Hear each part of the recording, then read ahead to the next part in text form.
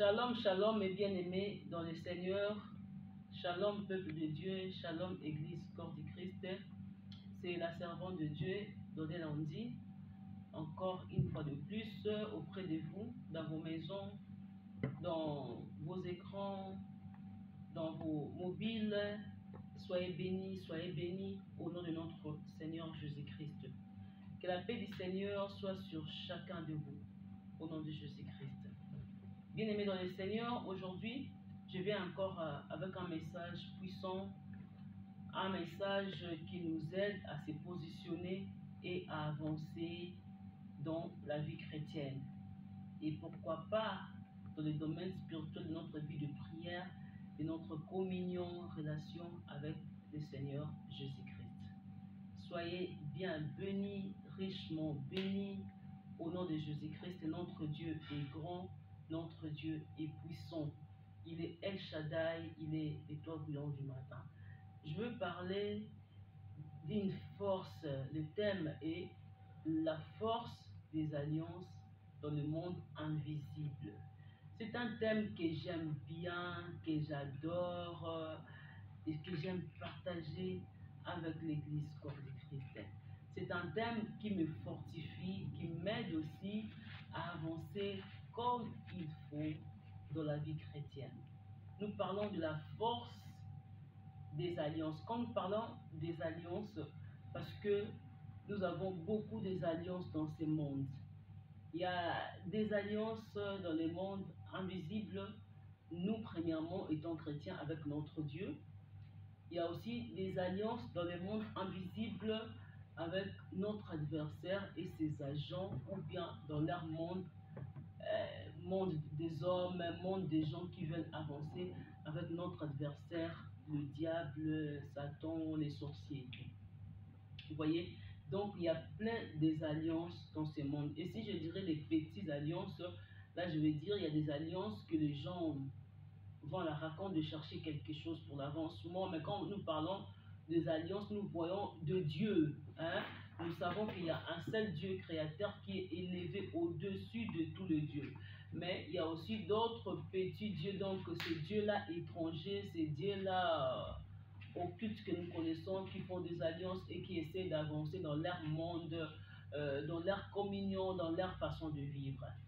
C'est pour cela que j'appelle les enfants de Dieu à bien suivre ces messages pour bien comprendre, pour bien se positionner dans la vie chrétienne. C'est vraiment très important. La force des alliances dans le monde invisible. Là maintenant, nous voyons la création, comment est-ce qu'il a fait les cieux et la terre, mais il fallait une nécessité, une personne pour que le Seigneur soit en communion avec lui, parce que lui, il ne sera pas visiblement en corps physique dans le monde, donc il ne sera pas permanent visiblement en corps physique, mais il sera permanent dans le monde que nous sommes, sur la terre que nous sommes, en corps spirituel. Bien sûr qu'il était venu étant Christ, étant Jésus-Christ, pour la mission qu'il avait sur la terre. Après, il était parti. Bien sûr que cela, il ne va pas rester dans ce corps physique-là, donc c'est-à-dire il va rester avec nous dans le corps spirituel, mais il lui faut le corps physique pour prendre marche sur la terre. Vous voyez? Et là maintenant, donc je peux dire plus pour attribuer sa mission sur la terre. Et là, je dirais tout simplement, Dieu avait besoin d'une personne, il avait besoin d'un peuple, il avait besoin d'une famille pour lui. C'est par là qu'il commence à appeler. Hein? Donc il crée la personne, il crée les gens, il crée les mondes, et après il crée les hommes, et enfin il doit entrer maintenant en relation avec les hommes. Il doit entrer en relation avec une personne. Vous voyez? Alors le fait de faire cette relation-là, je dirais même plus loin si nous voulons bien comprendre l'appel de marcher avec quelqu'un, le fait de faire cela, c'est-à-dire il doit traiter l'alliance, il doit entrer par l'alliance. Hein? L'alliance, que dirais-je, dans le monde invisible, nous parlons de pacte, nous parlons des choses que le monde exige pour que la personne reste dans l'alliance, pour qu'il demeure dans l'alliance.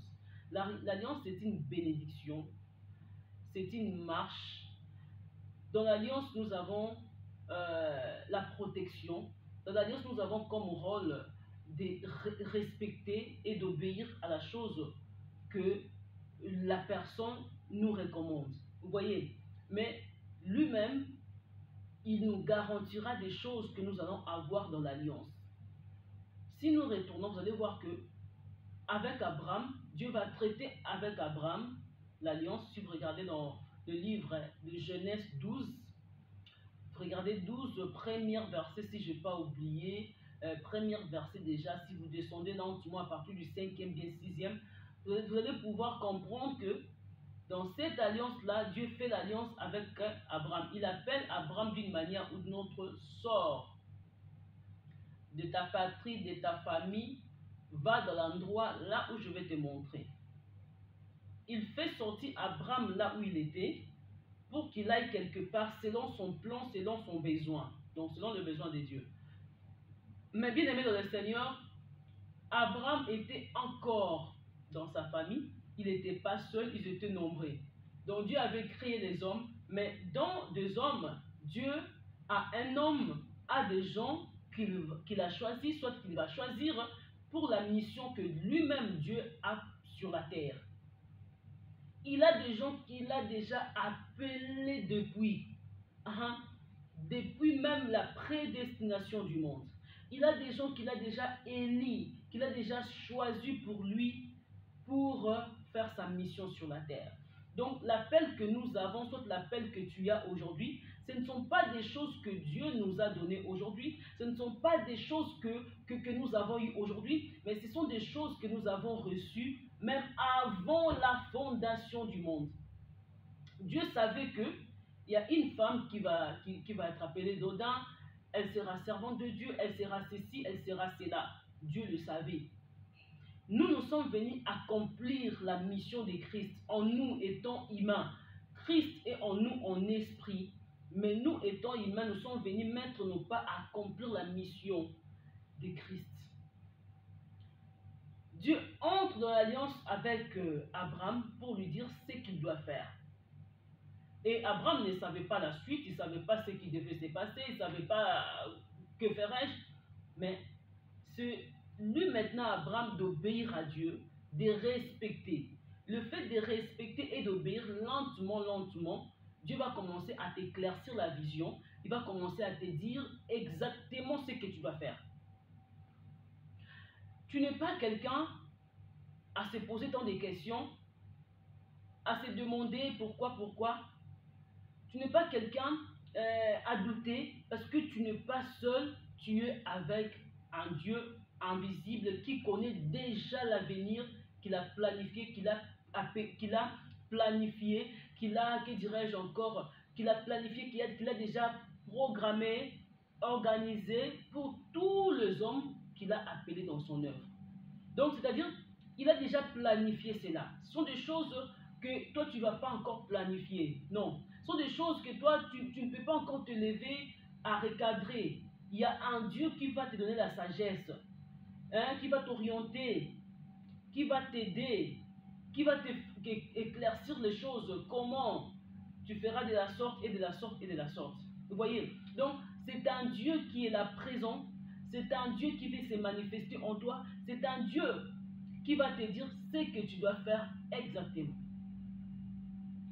Il y a plusieurs personnes, plusieurs hommes de Dieu qui commettent tant des erreurs. Quand Dieu les rappelle, quand il leur oriente de faire quelque chose, ils se font encore des idées eux-mêmes. Ils choisissent encore des hommes eux-mêmes. C'est une telle personne qui va rester à mes côtés, c'est une telle personne qui va rester à mes côtés. Or que ce n'est pas ça. Quand Dieu t'appelle, quand Dieu te choisit, lui-même, il va t'envoyer des personnes. Il va te donner des gens qui seront à tes côtés. Il va te donner des gens qui vont soutenir ton ministère. Il va faire de sorte à t'orienter, à te conduire dans la bonne voie. Et le problème de nous étant que hommes servants de Dieu, c'est l'écoute, rester à l'écoute, obéir à Dieu et ôter des doutes en nous, l'incrédulité aussi. Dans l'alliance, ça c'est notre première partie. Il y aura des deuxième et des troisième parties dans ce message parce que c'est un message tellement profond. On ne peut pas tout parler maintenant. Je crois bien, si Dieu nous fait grâce, on fera de sorte que chaque semaine, bien chaque mois, on va parler de la force de l'alliance dans le monde invisible. Et dans cette alliance-là, Dieu fera de sorte à t'orienter ce que tu vivras, ce que tu verras et ce qui va se passer. Donc, Dieu, ça ne va pas lui étonner qu'il t'arrive quelque chose. Dieu ne va pas lui étonner, ça va pas lui étonner qu'il t'arrive peut-être des combats, des problèmes, des choses que tu ne connais pas. Dieu connaît déjà que là, tu ne connais pas ça. Dieu connaît déjà qu'il y a une telle chose, tu ne connais pas ça. Dieu connaît ça très bien. Tout simplement, lui-même, il est à la tête. Il est là pour t'orienter, pour t'éclaircir des choses que tu connais et des choses que tu ne connais pas. Il est là pour te dire ce que tu dois faire et ce que tu ne dois pas faire. Parce que il sait que tu es limité à un niveau. Vous voyez, il va te donner la sagesse, il va combler tes vides. Hein? Il va combler tout le vide que tu as d'une manière ou d'une autre. Il ne va pas les combler tout d'un coup directement et tout. Non, non. Il va le faire d'une manière ou d'une autre. C'est pour cela, étant enfant de Dieu, étant homme de Dieu, la personne que Dieu a choisie, tu dois rester à l'écoute, demeurer ferme et persévérer. Nous devons rester à l'écoute du Saint-Esprit. Et j'ai parlé de l'alliance. Dans cette alliance-là, mes bien-aimés dans le Seigneur, il y a quelque chose que tu dois faire. Dans l'alliance, il y a des autels que nous devons bâtir pour que nous soyons forts. Il y a des autels qu'il faut bâtir. Les autels là vont nous soutenir à rester dans le même niveau avec le Saint-Esprit. Ça va nous aider aussi à garder les bonnes directions. Les autels, ça peut être peut-être chaque 23 heures, nous sommes dans la prière. À cette heure-là, c'est notre lieu de rencontre avec le Saint-Esprit. Et des lieux de rencontre qui sont spirituels et des lieux de rencontre qui sont visibles. Il y a des lieux de rencontre qui sont spirituels et il y a des lieux de rencontre qui sont visibles. Des lieux de rencontre, quand Dieu te dit chaque 23 heures demeure dans la prière, tu dois respecter chaque 23 heures dans la prière. C'est ça qui va t'aider. C'est ça qui va vraiment te donner la force à bien avancer dans le domaine spirituel. Domaine spirituel, c'est-à-dire nous, étant chrétiens, on doit être au contrôle de notre domaine, de notre environnement spirituel. C'est très important. Là, si Dieu le permet, c'est un autre point que nous allons parler un jour. Et là maintenant, le lieu de rencontre avec Dieu, c'est dans les hôtels, mais il y a l'orientation, bien la façon que Dieu va te parler. Peut-être la prière chaque 23 heures. C'est chaque 23 heures qui est votre lieu de prière, qui est votre rencontre avec Dieu. Il y a le Saint-Esprit chaque jour et tout, mais dans ces temps-là, c'est le temps que Dieu opère. C'est le temps de la manifestation, c'est le temps que le Seigneur se manifeste, c'est le temps qu'il agit, c'est le temps que tu arraches et que tu prends des choses. C'est un temps que tu dois rester dans la prière. Et ce sont des temps qui sont vraiment combattus parce que ce sont des temps qu'on dit heure de pointe. Hein? Nous on dit ça dans un terme lingala, heure de pointe. Donc heure on est rataraté. C'est comme heure il y a quelque chose qui se passe. Donc les heures de pointe, l'heure de pointe là, le diable connaît qu'à cette heure ici doit être dans la prière.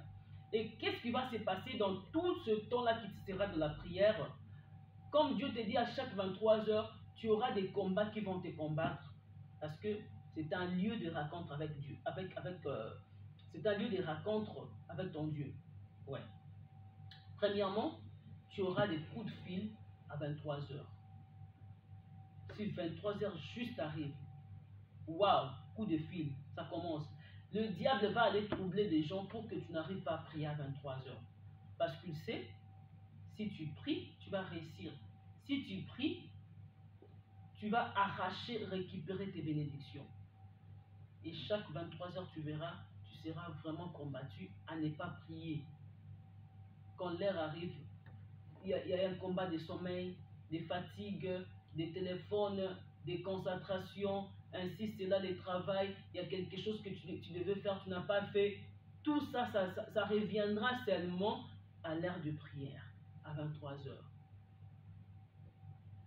Maintenant, c'est là où ça va commencer à déséquilibrer ton avancement, tes progrès dans l'alliance que vous avez fait avec votre Dieu. Au lieu que tu avances comme il faut, comme on t'a déjà boité, déséquilibré dans ces terres-là, et tu ne sauras pas avancer comme il faut parce que la force que Dieu t'a donnée dans cette alliance, c'est le respect des autels que tu dois bâtir chaque 23 heures. Et s'il te dit chaque 4 ou bien chaque 5 heures, tu auras des très sérieux combats pour se réveiller à cette heure-là. Parce que le diable est au contrôle de ce temps-là. Lui, il veut aussi agir à ce temps-là. Et quand toi, tu te lèves, ce sont les heures que le malin va te combattre comme il faut. C'est pour cela, étant qu'enfant de Dieu, tu dois veiller à chaque langage que Dieu te donne. Tu verras les choses ne pas s'accomplir. Tu verras les choses durer dans ta vie. Pourquoi Dieu? Pourquoi Dieu? C'est pas Dieu, c'est toi. Parce que tu as pris tout ton temps à être peut-être dans la distraction de quelque chose sans pouvoir rendre compte que tous ces temps-là, ce sont des temps de visitation. Ce sont des temps, que dirais-je, il y a un terme qui revient chaque fois dans ma tête. Donc, je l'oublie même, ça va revenir si Dieu me fait grâce. Et là maintenant, tu verras seulement dans les heures là que Dieu t'a donné, les malins vont s'élever pour te combattre, pour que tu ne puisses pas avancer. Et quand tu négliges les heures là de prière, là, c'est totalement ton échec. Le lieu de rencontre avec notre Dieu, le lieu que Dieu nous a donné pour prier, ça peut être physique, soit spirituel. Physique, c'est à un lieu, à une place que nous allons.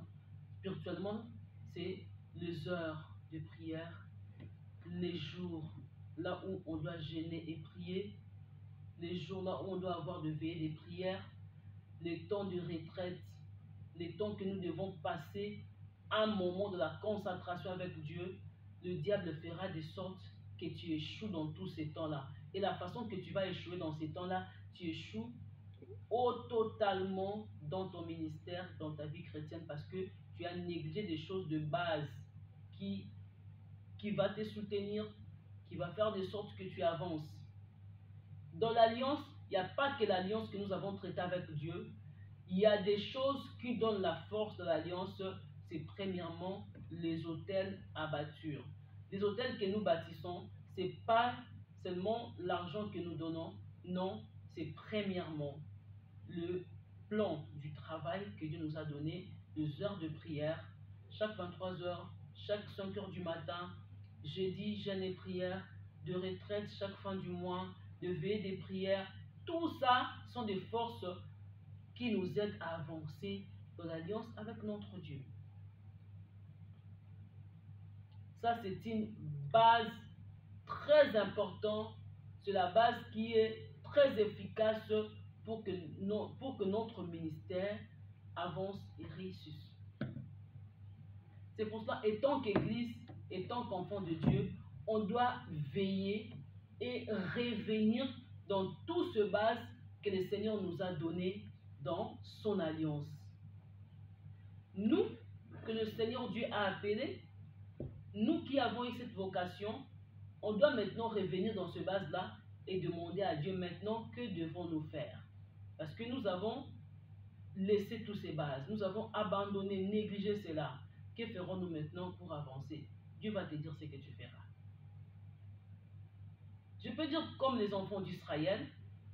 Les enfants d'Israël avaient totalement négligé la circoncision. Alors cela ne les a pas permis de posséder Canaan. Ils tournaient à rond, ils faisaient des jeûnes et prières, ils cherchaient la face de Dieu, mais ils ne savaient pas qu'il y avait quelque chose qui leur manquait. Et qu'est-ce qui s'est passé après? Ils devaient demeurer dans la prière, ils devaient être dans la recherche de leur Dieu. Quand ils étaient dans la prière, ils ont cherché Dieu avec Josué et Caleb et tout Israël. Qu'est-ce qui est arrivé? Dieu les a rappelé une seule chose. Il les avait dit, regardez ce que vous avez oublié. Vous avez oublié une grande chose, c'est la circoncision. Ils se sont mis debout, ils avaient obéi, se sont mis debout à pratiquer la chose. Ils ont circoncis tout le peuple. Ils avaient circoncis tout Israël qui était là. Après, c'était la possession des Canaan. Vous voyez, ils avaient possédé Canaan, non parce qu'ils avaient gêné beaucoup, mais c'est parce qu'ils devaient revenir à quelque chose qu'ils avaient oublié, la circoncision. Mais ils avaient l'alliance avec leur Dieu. On ne peut pas passer à l'autel sans avoir l'alliance avec Dieu. Ouais, on peut rester dans l'alliance avec Dieu, mais si nous avons brisé le marche, soit la marche que nous devons respecter, on ne va pas atteindre notre Canaan. Tu verras, tu vas toujours tourner en rond et tu n'auras pas la facilité de posséder ce que Dieu t'a promis.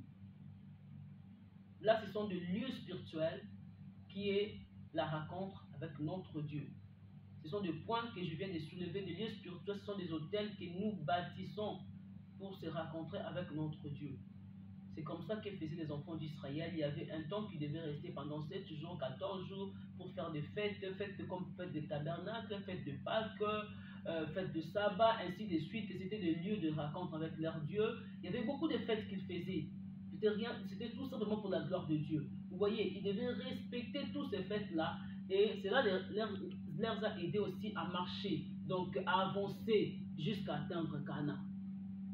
Ça, c'est très important. Ce sont des choses à souligner et à ne pas négliger, étant qu'enfant de Dieu, étant qu'homme de Dieu aussi. Et bien plus, il y a des hôtels physiques. Des hôtels physiques, c'est en commençant avec notre corps humain, notre corps qui devient un sacrifice pour le Seigneur. Là, c'est le respect, l'obéissance, la crainte, la fidélité que nous devons avoir. Là, je parle maintenant de la marche d'un serviteur de Dieu, la marche d'un enfant de Dieu, la crainte de Dieu. Ne pas marcher dans les voies comme impudicité, comme adultère, dans le péché, je dirais, la corruption, oui, ne pas marcher dans toutes ces voies-là, parce que la rencontre de notre Dieu, ça se fait dans nos corps. Si le corps est souillé, l'esprit n'aura pas la force de combattre spirituellement. Notre corps doit être saint. Notre corps doit demeurer de la crainte et l'obéissance de Dieu. C'est là où Dieu reviendra chaque fois pour nous aider, pour nous dire quelque chose. Quand nous ne sommes pas sanctifiés, quand on n'est pas propre devant la face de Dieu, tu verras des choses, nous serons lourds. On ne pourra pas avancer facilement pour atteindre notre Canaan. Parce que la mission que Dieu nous a donnée sur la terre a des règles à respecter. Il y a des lois, vous voyez, et des normes à pratiquer. Et si nous ne faisons pas comme il faut, toutes les choses seront basculées. Là où il faut voir clair, tu ne verras pas clair. Tu verras comme si tout devient sombre devant toi, or que ce n'est pas ça. Vous voyez? Et là maintenant, le deuxième point, c'est le sacrifice de notre corps, qui doit être sacrifié devant Dieu. Dieu a trouvé Marie vierge. C'est pour cela qu'il s'est rencontré avec Marie pour faire la mission de Jésus-Christ. Bien sûr qu'il avait trouvé grâce parce qu'il y avait beaucoup de vierges à ce temps-là. Mais ce qui était très important, qu'il trouve une femme qui va trouver cette grâce, mais qu'il soit aussi vierge. Ça, c'était les deux règles qu'il devait respecter. La grâce qui est là auprès de Marie, mais la virginité aussi devait être là. Là, quand je parle de la virginité, je reviens de la virginité spirituelle, qui est la crainte, la purification, la sanctification d'un enfant de Dieu, d'un homme de Dieu auprès de son Dieu. Bien sûr, quelque part, tu te nager dans les péchés, que ça ne devient pas coutume, que ça ne devient pas ta vie. Tu dois retourner vers lui pour faire la mission que Dieu t'a donnée sur la terre. Parce que le diable sait qu'il veut, tu désobéis pour que tu aies l'échec, pour que tu ne puisses pas avancer. Pour que tu dis comme si Dieu ne peut pas faire. Ah, si je savais, mais Dieu peut faire. Et ce qu'il te recommande, revient en lui avec le respect de la vie chrétienne, la crainte, l'obéissance, la sanctification. C'est un grand point à souligner. Ça, c'est un deuxième point. Et il y a un troisième point qui va nous aider encore dans l'alliance. Avant de retourner dans l'alliance, il y a un grand point encore à souligner, ce sont le lieu physique encore. Un lieu physique qui est notre corps physique. Un deuxième lieu physique qui est de place, là où nous allons. Peut-être un lieu de l'église, un lieu là où de retraite, peut-être Dieu va te donner des orientations comme Élie va dans les torrents de Kérit, comme Élie va de la maison de Sarepta, comme Élisée va de la maison de la Tsunamite, fais ceci, fais cela. C'est pour cela que tu dois demeurer dans la crainte, très fort, dans l'obéissance. Tu dois demeurer à l'écoute du Saint-Esprit pour que tu puisses comprendre le langage de Dieu. Il te dit, va dans la maison de Sarepta. Comment est-ce que tu peux refuser à aller dans la maison de Sarepta? C'est pratiquement impossible. Tu ne peux pas refuser d'aller dans sa maison. Tu dois aller dans la maison de Sarepta parce que c'est là où la mission va se passer. Qu'est-ce que toi tu diras? Ah, Nanda quoi Sarepta, la maison de Sarepta là, dans les maisons des gens, il y a toujours des problèmes. Je ne peux pas aller là-bas. Ah, j'aime pas. Vous connaissez, nous, cette communauté n'est pas bien. Ils aiment trop parler des gens, mais c'est la mission que Dieu te donne. Peu importe le problème qui sera là-bas, peu importe le niveau de leur comportement, c'est la mission que Dieu te donne. Si ils refusent une bénédiction. Si la Sarepta avait continué à refuser, il n'allait pas posséder cette bénédiction que l'Éternel lui avait donnée. Vous voyez? Et comme il avait fini par obéir, et c'est par là que Dieu avait béni cette femme. Il y a des lieux là où Dieu veut se manifester. Ce n'est pas une rencontre de prière. C'est une rencontre de la manifestation miraculeuse du Saint-Esprit. Comme dans le mont Carmel, Dieu a envoyé Élie, dit, va maintenant, c'est le temps que je vais me manifester.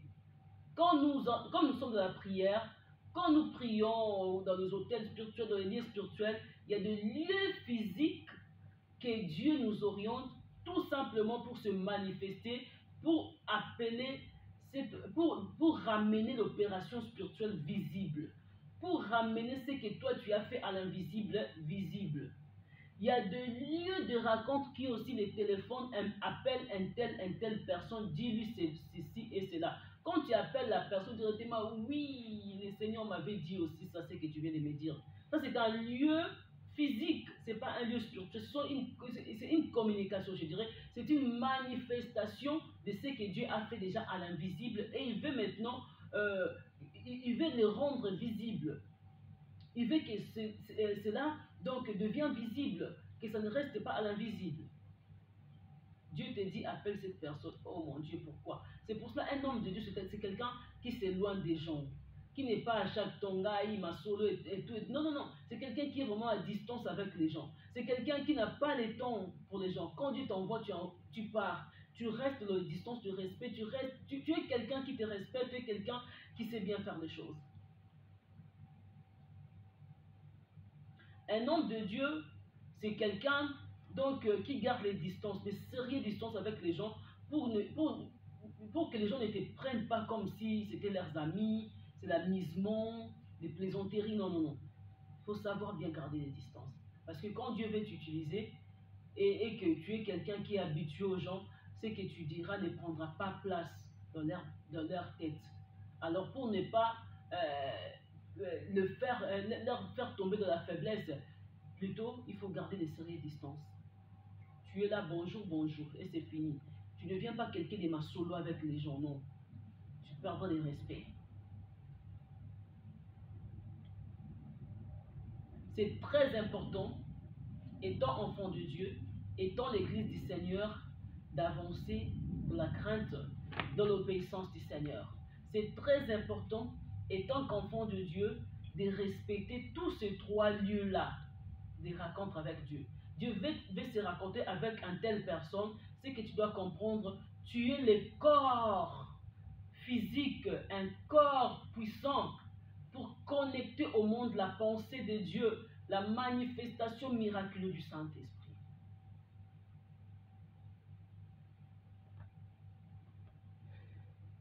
Tu es un enfant de Dieu, quelqu'un que Dieu a appelé dans son œuvre, avance. Mais de quelle manière? De quelle manière avancer? Fais bien attention, fais bien gaffe à toi. Avance, mais pas de la même manière comme tous les autres. C'est très important. Les lieux, là, ce sont du téléphone. Appelle une telle personne. Pars là-bas parce qu'il y a une bénédiction qui t'attend. Appelle une telle personne. Donc, la façon que tu appelles, tu n'appelles pas pour des causeries inutiles, mais pour une mission quelconque que que toi-même, tu sais, que toi-même tu dois connaître. Et encore, va dans la maison de Sarepta. Va avec tes pieds dans la maison de Sarepta. C'est très important. Église de Dieu, tenons-nous debout. Veillons sur l'orientation de Dieu. Soyons à l'écoute du Saint-Esprit. Donc nous avons l'alliance avec Dieu. Ça c'est notre première partie. Nous avons l'alliance avec notre Dieu. Mais dans cette alliance,